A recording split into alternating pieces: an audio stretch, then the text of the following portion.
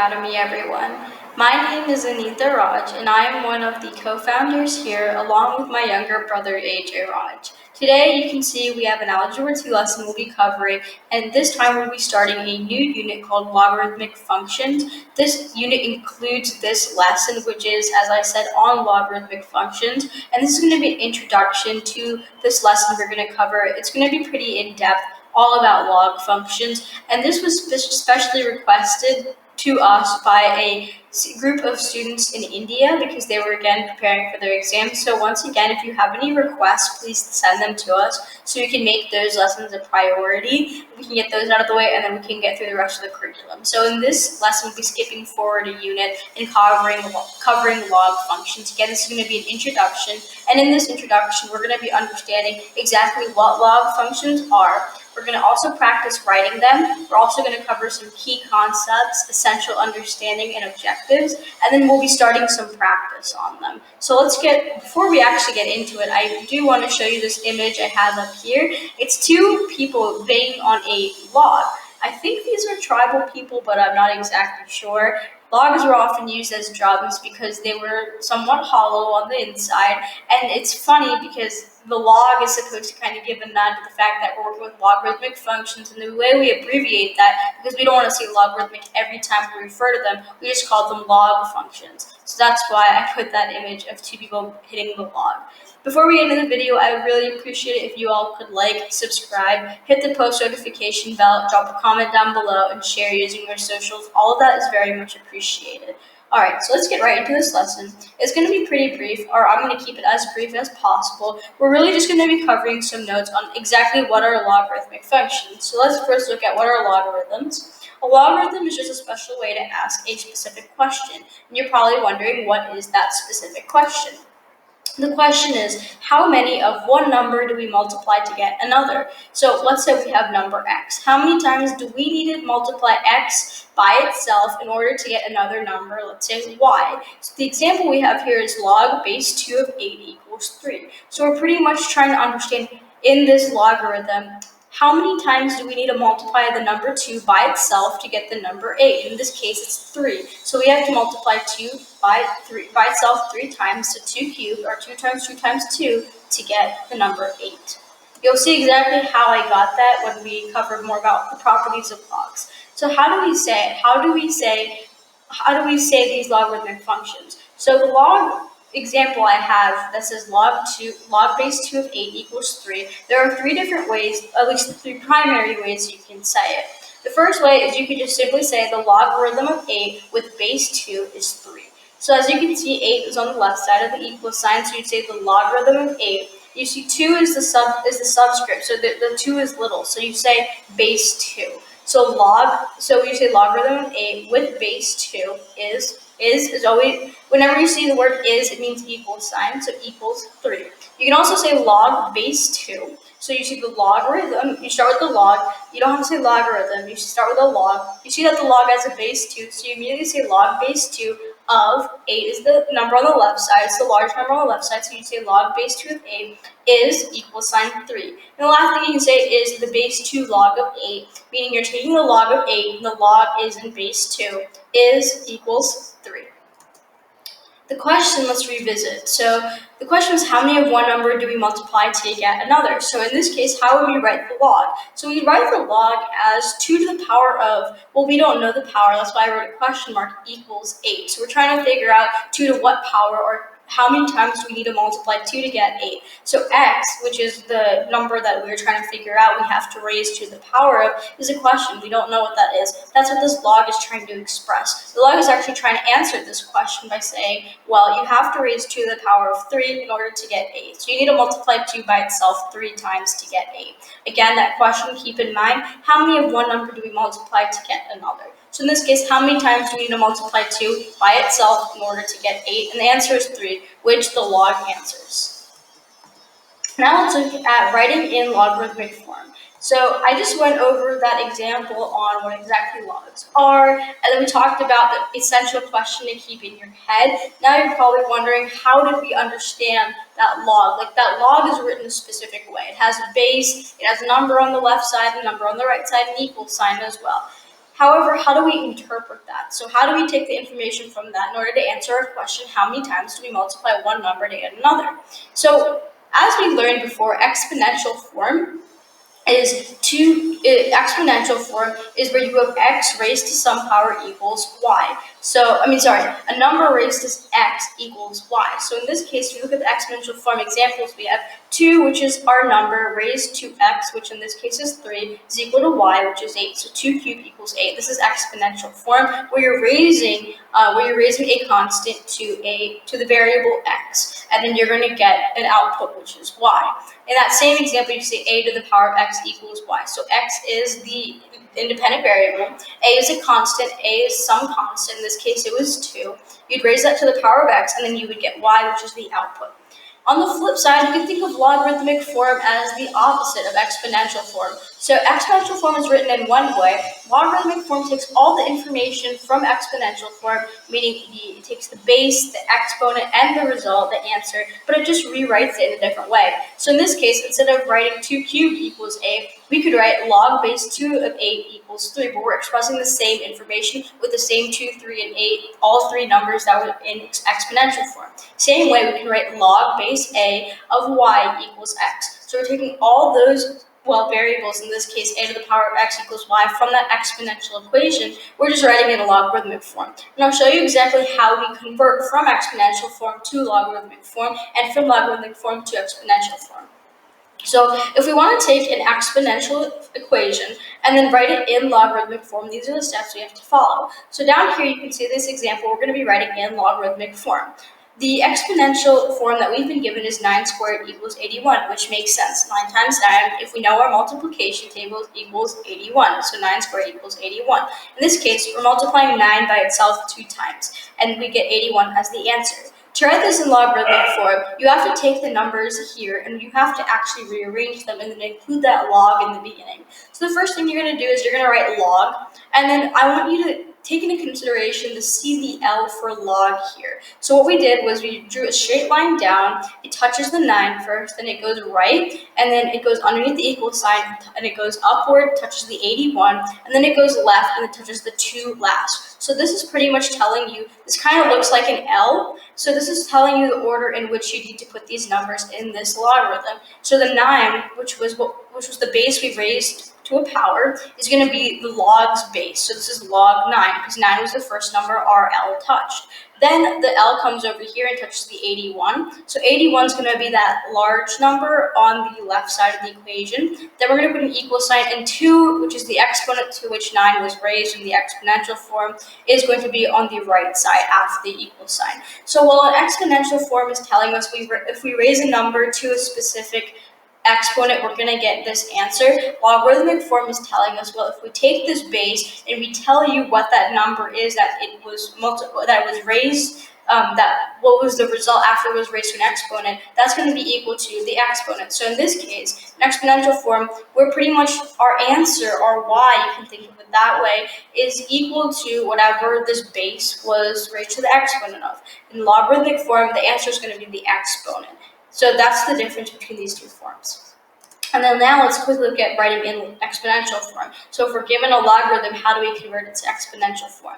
So in this case, we have the example log base 8 of 512 equals 3. As we said, 8, the log base 8, well, the 8 in exponential form is going to be our base. 512 is going to be the answer, so that's going to be on the right side, the equal sign in exponential form. And 3, as we said, the exponent is the answer in logarithmic form, so this will be the exponent. If you can't keep track of that, there's an easy trick, and it's right down here. So see the E for exponential. So exponential starts with E, and if you draw kind of a cursive E, you'll see that it touches the 8 first, then it'll touch the 3, and then it'll touch the 512. And that's the order you need to put the numbers in. So first you'll put the 8 down, and that's going to be your base. Then you touch the 3, which is the exponent to which you're going to raise the base to, then the equal sign, and then you put 512, which is the last number on the right side. And here you can see we wrote this log in exponential form. So that's it for writing in logarithmic form. Now let's do more of an introduction to what this lesson is about, other than the concept.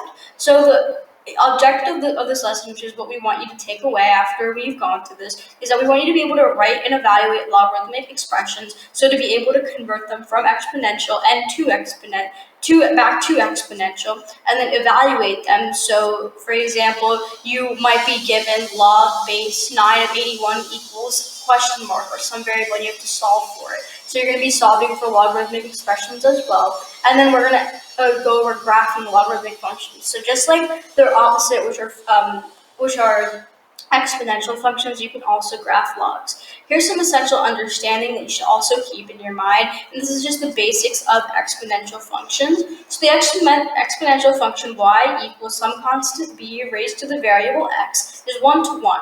So 1 to 1 means one x value in this function will correspond to only one y value. It's a binary relation. Binary means 2. So one x value to one y value. One x value will not correspond to multiple y values. That will not make it a function. And one y value will not correspond to multiple x values. It's just 1 to 1. And since it's 1 to 1, we immediately know that its inverse x equals b to the power y. So in this case, we swap the position of x and y, as we know from properties of inverses, is also a function. Because as we said, because the original exponential function is 1 to 1, it qualifies as a function. So its inverse is also a function. It passes the vertical line test, and its domain should be infinite. So the next bullet is to express y as a function of x for the inverse, right? Y equals log base b of x. So what does that mean? To express y as a function of x. As we know, y is the dependent variable. It's pretty much going to vary depending on how x changes. X is the dependent variable. The independent variable. Y is the dependent variable. X is your input, y is your output. So we can change x, and y is going to vary as a result of that. So if we keep this in mind, and we look at the inverse of an exponential, which is going to be a logarithmic function, we can write the logarithmic function, the equation for the function as y equals log b some base, which is your constant, of x. So in this case, you can pretty much think of it in exponential form. B is going to be your base. So B is your base for your exponent in exponential, and B is your base for your log in logarithmic. X is the power in exponential, and then down here it's going to be on the left side with the log, and then you have y equals. Y equals always indicates an equation. So your key concept here is your logarithm, and I want to go over this quickly. A logarithm base b of a positive number x satisfies the following definition. So you're going to have some equation that has a log, and then the base is going to just be b, which is some positive number, as we are told here, not negative, because in this case, we are not raising any negative numbers to powers. And then you're going to have log base b of some number of a positive, so you're going to have logarithm base b, which can be any number at all, any real number, of a positive number x. So remember, x has to be that number, that base raised to some number equals x, satisfies the following definition. We want b to be a positive number, so it's greater than 0, and we don't want b to be equal to 1, because 1 raised to any power is just going to be equal to 1, so we don't want b to be equal to 1. And then if these criteria are fulfilled, then log base b of x equals y if and only if b to the power of y equals x. And this makes sense. So if you look at this, log base b of x equals y. So if we form our little e and we try to rewrite this as an exponential, b is going to be our base, which is like our constant, and then the power we're going to raise it to is y, and that's going to be equal to x, which is exactly what we have over here.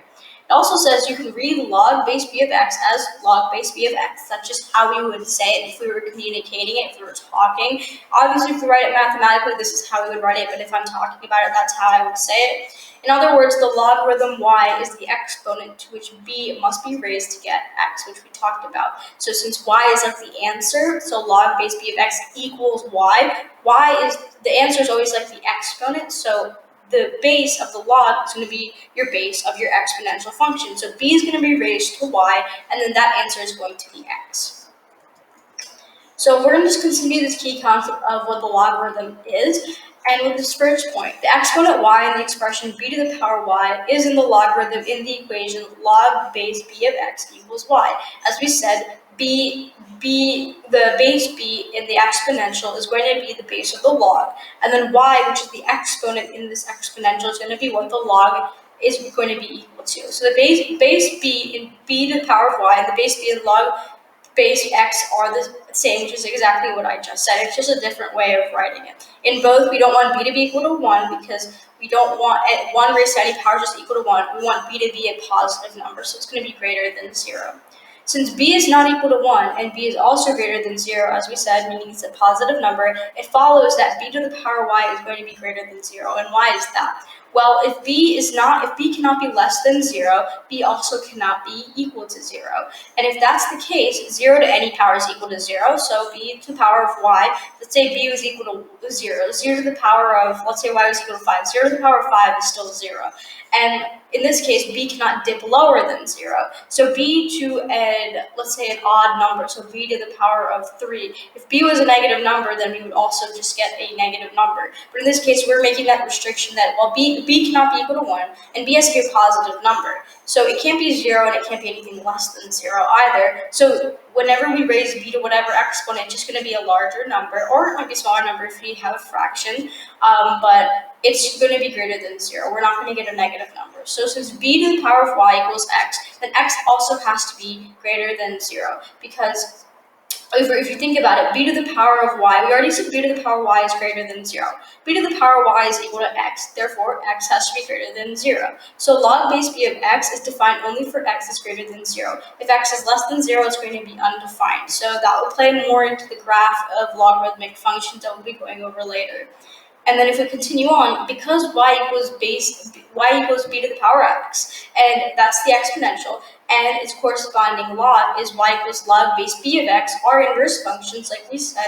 Exponential and logarithmic functions are inverses, and these are like the formulas or parents, if you want to think of it, for exponentials and logarithmics. Their compositions map a number a back to itself. In other words, b to the power of log base a is equal to a, for a is greater than 0, and log base b of b to the power a is equal to a for all a. I know that's complicated, but it's pretty much just saying that what's going to happen is whenever we input a number a into this function, it's just going to go back to itself because they're inverses. So if we raise a number b in an exponential function, we're going to if we raise it to a log that involves the number a, we're just going to get a back as an answer as long as a is greater than 0. And if we have log base b of b to the power a, that's also going to be equal to a for all values of a. So I know it's a bit confusing, but that's just pretty much the math, or like the reasoning behind how this works. So we're just going to do one quick problem because we did cover the basics of writing exponential equations in logarithmic form, kind of converting back and forth between these two inverse forms. We're just going to do one practice problem that includes 4 parts, so that just so we know how we can convert between these two forms. So pretty much asking the question, what is the logarithmic form of each equation? So the first equation is 100 is equal to 10 squared. That's an exponential. Our base is 10, our exponent is 2, and our answer is 100. If we want to rewrite this in log form, well, we start with writing log down. The base of your log is going to be the base of the exponential equation. So in this case, it would be 10. And then the bigger number on the left-hand side is what the exponential equation was equal to. So the result was 100. And on the right side, you're going to have the exponent, which is 2. Our next problem is 81 is equal to 3 to the 4th. So 3 to the 4th power is equal to 81.